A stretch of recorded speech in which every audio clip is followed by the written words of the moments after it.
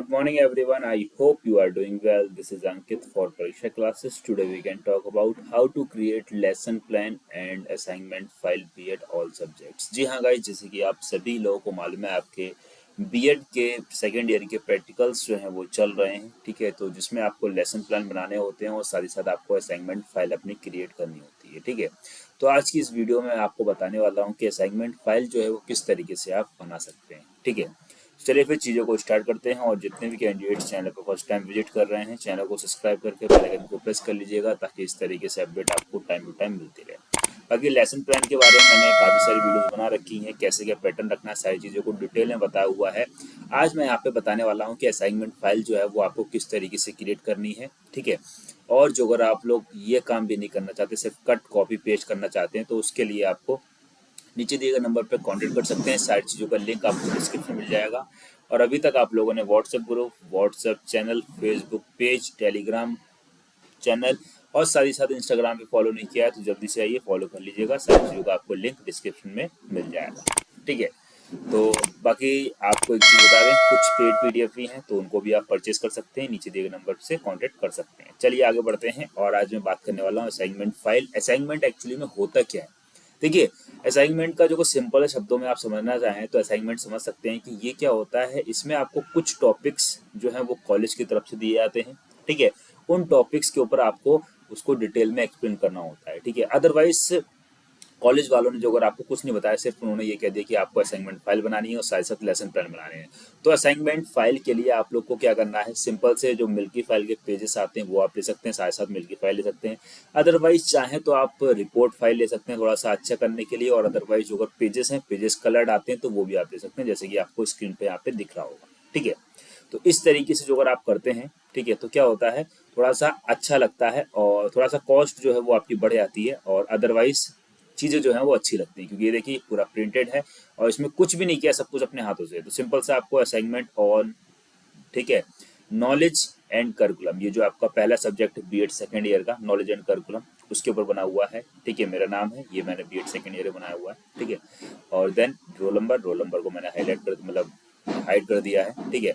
उसके आने सिंपल सा जो अगर आपको टॉपिक्स कॉलेज वालों ने दिया हुआ है, देन ओके। जो अगर कॉलेज वाले टॉपिक्स नहीं देते तो आपको ऑफिशियली सिलेबस के ऊपर डालना है। वहाँ पे बहुत सारे टॉपिक्स आपको दिए होते हैं, उन टॉपिक्स को आपको उठा लेना। अदरवाइज आप अपने रिगार्डिंग या अपनी पर्सनल तरीके से जो भी टॉपिक्स आपको अच्छे लगते हैं उन टॉपिक्स को उठा के उनके लिख दिए। मिनिमम जो असाइनमेंट पेजेस होते हैं वो नॉर्मली 10 पेजेस का कम से कम रखिए, या बहुत ज़्यादा कम करना चाहते तो 8 पेजेस। अदरवाइज मेरे अकॉर्डिंग जो चले तो 10 to 12 और 15 पेजेस का रख सकते हैं। मिनिमम 10 पेजेस रखने होते हैं या लिखने होते हैं, ज़्यादा बेटर रहता है, क्योंकि इसमें मिनिमम कहूँगा तो 2 से 3 जो टॉपिक्स होते हैं उनको अच्छे से डिटेल में आपको समझाना होता है, ठीक है।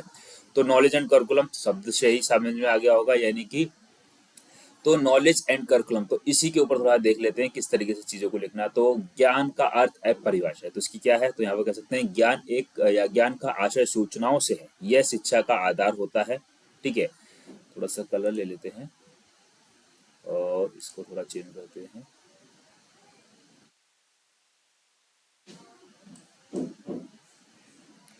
तो ये जो चीज़ है इस तरीके से आप कर सकते हैं, ठीक है। यहाँ कह सकते हैं कि ये सूचनाएं किसी भी वस्तु या व्यक्ति के बारे में हो सकती हैं, ठीक है, जो हमें उस वस्तु अथवा व्यक्ति की विशेषताओं से परिचित कराती है।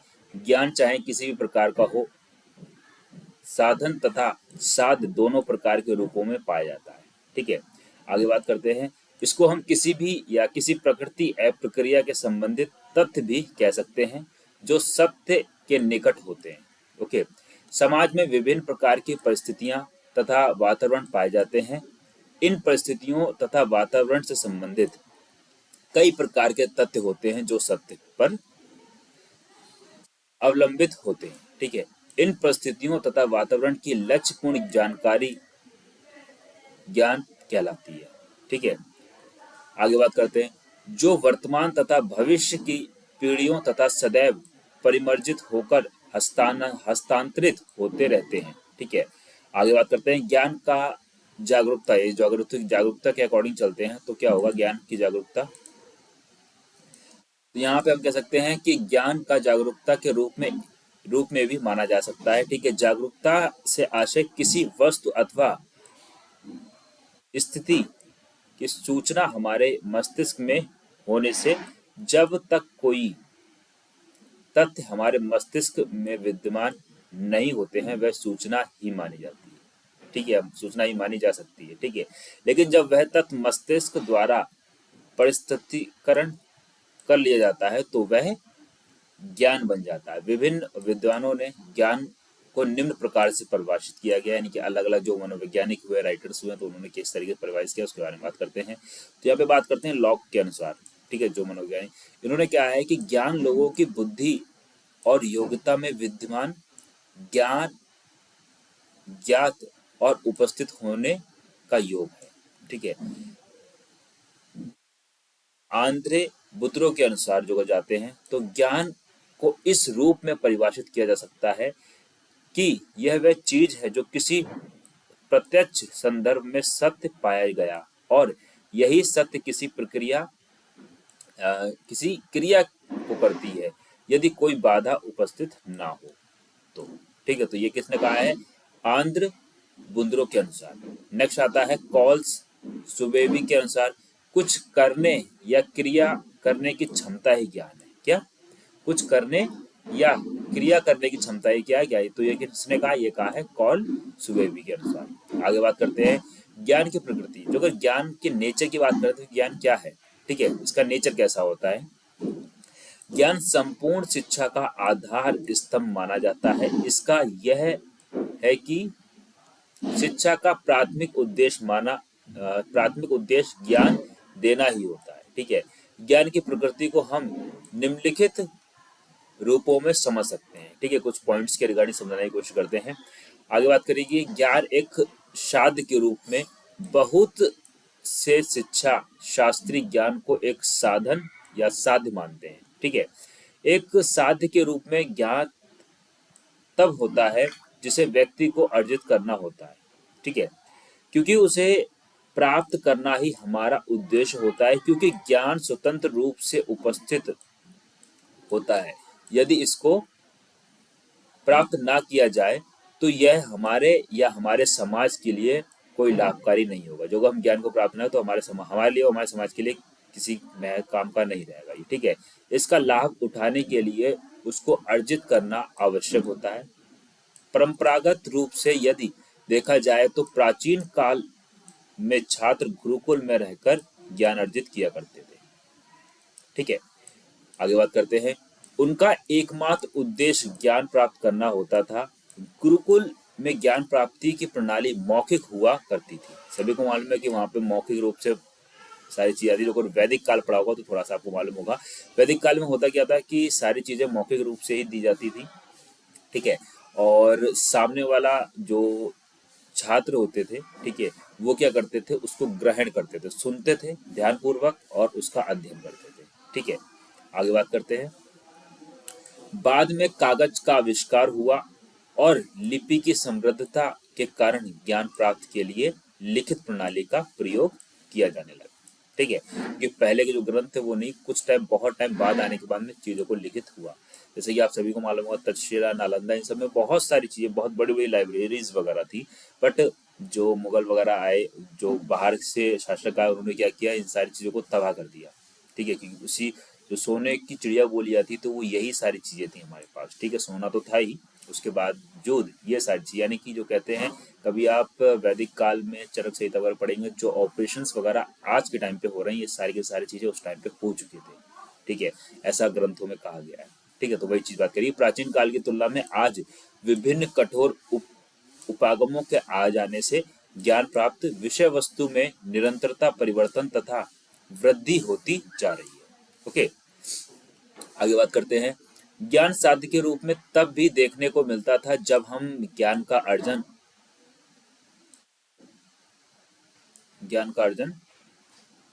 उत्तरी परीक्षा उत्तीर्ण करने के उद्देश्य से करते थे। ठीक है, ज्ञान को क्रमिक तथा व्यवस्थित पाठ्यक्रम की सहायता से अधिगम योग्य बनाए जा सकते हैं। प्रत्येक स्तर पर दिया गया ज्ञान पहले के स्तर से अधिक व्यापक होता है। उदाहरण के लिए कह सकते हैं, उदाहरण के लिए प्राथमिक स्तर में पाठ्यक्रम में ज्ञान का लघु रूप होता है, जबकि माध्यमिक स्तर पर उच्च ज्ञान के छात्रों को परिचित कराया जाता है। उच्च शिक्षा में ज्ञान का और अधिक विस्तृत रूप देखने को मिलता है, परंतु सभी स्तर पर किसी विषय पर दिया गया ज्ञान पहले से प्राप्त ज्ञान से किसी नंबर किसी रूप में संबंधित अवश्य होता है। ठीक है। परीक्षाओं में सफलता प्राप्त करने के लिए ज्ञान का संग्रह भी किया जाता है और उसका परीक्षा के रूप में परीक्षण भी किया जाता है। आगे बात करते हैं, ज्ञान एक साधन के रूप में हम जो भी सीखते तथा समझते हैं तब ज्ञान का प्रयोग एक साधन के रूप में करते हैं। किसी भी प्रकरण या विषय को समझने के लिए सैद्धांतिक ज्ञान का प्रयोग करना पड़ता है। बोध का विकास करने के लिए भी वैध ज्ञान का सहारा लेना पड़ता है। सीखने के सिद्धांत एक ज्ञान के रूप में तब साधन बन जाते हैं। ठीक है। आगे बात करते हैं, जब इनका प्रयोग सीखने की प्रक्रिया को समझने के लिए किया जाता है, वैध ज्ञान की सहायता से ही हम किसी प्रत्यय सिद्धांत या नियमों को समझ सकते हैं। ठीक है। ज्ञान की सहायता से हम प्रकृति का समाज से संबंधित घटनाओं की व्यवस्थित रूप से समझ सकते हैं। ज्ञान तब भी साधन बन जाता है। ज्ञान का सबसे महत्वपूर्ण पक्ष यही है कि इसकी सहायता से समझ विकसित करने की पश्चात जीवन की वास्तविक परिस्थितियों से उत्पन्न स्थिति से निपटने के लिए इनका प्रयोग किया जाए। ठीक है। तब हम ज्ञान का वास्तविक जीवन में उपयोग करने अपने कार्य को आसान तथा उपयोगी बनाते हैं। ठीक है। तब यह एक साधन के रूप में हमारी मदद करता है। ठीक है। ज्ञान का प्रयोग संश्लेषण तथा विश्लेषण में भी किया जाता है। संश्लेषण की प्रकृति कुछ नवीन सृजन से संबंधित होती है। ज्ञान का विश्लेषण क्रिया के लिए भी किया जाता है। ज्ञान का प्रयोग मूल्यांकन करने में भी किया जाता है। मूल्यांकन किसी शैक्षिक उद्देश्य की पूर्ति के लिए किया जाता है जिससे निष्कर्ष निकाला जा सकता है। परिस्थिति का अवलोकन करने के बाद उससे संबंधित निष्कर्ष निकालने की आवश्यकता होती है। यह कार्य वैध ज्ञान की हो सहायता से किया जाता है। ओके। आगे, ज्ञान एक संज्ञानात्मक प्रक्रिया के रूप में हम जो कुछ भी सीखते हैं उसमें संतान का विशेष महत्व होता है। ठीक है।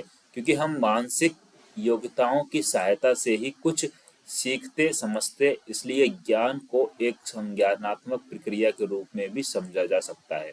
यह ज्ञान हम 3 प्रकार से प्राप्त करते हैं। जब हम किसी घटना का प्रत्यक्षीकरण करते हैं और उसका निरीक्षण तथा अवलोकन करने का निष्कर्ष निकालते हैं तो वह ज्ञान बन जाता है। जब विभिन्न प्रत्ययों को परिभाषित करते हैं और वह भी ज्ञान माना जाता है। जब हम निष्कर्ष को तार्किक रूप से क्रमबद्ध तथा व्यवस्थित करते हैं तो वह भी ज्ञान बन जाता है। अतः संज्ञानात्मक प्रक्रिया के रूप में ज्ञान को समझने के लिए हमें ये सभी तथ्यों को ध्यान में रखना चाहिए। ठीक है। आगे आता है सूचना का अर्थ एवं परिभाषा। ठीक है। तो सूचना एक प्रकार के आंकड़े होते हैं जिससे व्यक्ति का उपयोगकर्ताओं के मध्य प्रेषित किया जा सके एवं प्रत्येक व्यक्ति उसका आवश्यकता अनुसार समुचित उपयोग कर सके। साधारण तौर पर सूचनाओं से तात्पर्य विचारों का आदान प्रदान करने से भी लगाया जाता है। जब किन्हीं दूरस्थ क्षेत्रों में रहने वाले छात्र द्वारा एक दूसरे को ज्ञान प्रदान किया जाता है तो निश्चित ही इस ज्ञान को सूचना कहा जाता है। ठीक है।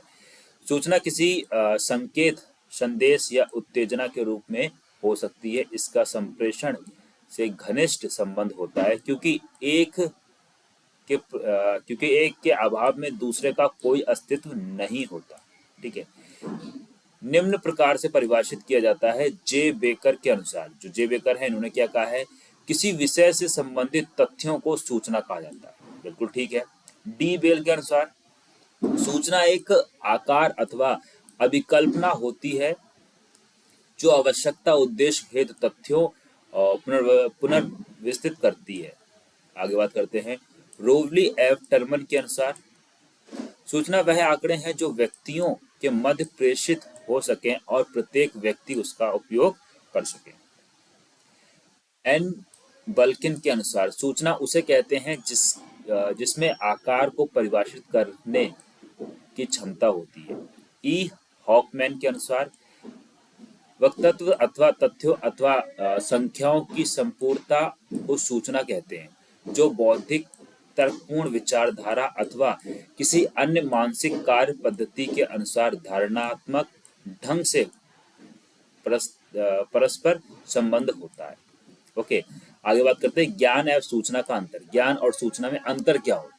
ठीक है, देखिए जो चीज पहली बार हमें पता चलती है तो वो एक तरीके से सूचना होती है, जब उसको हम 2-3 बार पढ़ लेते तो वो क्या होता है, वो एक तरीके से हमारा ज्ञान हो जाता है। सिंपल शब्दों में इस तरीके से समझ जाइए इसको। आगे बात करते हैं, ज्ञान में परिवर्तन आना संभव है, बिल्कुल ठीक है। सूचना तथ्यों पर आधारित होने के कारण सदैव एक सी बनी रहती है, ठीक है। नेक्स्ट कह सकते हैं, सूचना पर निर्भर होता ज्ञान। सूचनाओं पर ज्ञान निर्भर होता है क्या? ज्ञान। और सूचनाओं तथ्यों और संदेशों पर निर्भर होता है, ठीक है। प्रत्यय को समझाना ही ज्ञान है, ठीक है। किसी प्रत्यय से संबंधित तथ्यों या तथ्य ही सूचनाएं होती हैं। हमारे ज्ञान हमारे मस्तिष्क में सूचनाओं को संग्रह के बाद विकसित होता है, ठीक है। जो सूचना होती है उन सूचना से हमने चीजों को निकाला, वही बात करिए। ज्ञान हमारे मस्तिष्क में सूचनाओं के संग्रह के बाद विकसित होता है। सूचना हमारे मस्तिष्क के बाहर उपस्थित तथ्यों होते हैं जो स्वतंत्र रूप से विद्यमान रहते हैं। ज्ञान सोच समझकर तथा पहले करके प्राप्त किया जाता है, ठीक है। सूचनाएं स्वतंत्र रूप से विद्यमान होती हैं। ज्ञान का विकास सूचनाओं के माध्यम से होता है और सूचनाएं किसी घटना के अवलोकन के फलस्वरूप विकसित होती हैं। विश्वास एवं मत में अंतर। विश्वास किसी एक वास्तविक तथा सहज रूप को स्वीकार करने का विचार है। विश्वास विचारों का संगठन है जो किसी व्यक्ति की समझ को प्रभावित करता है।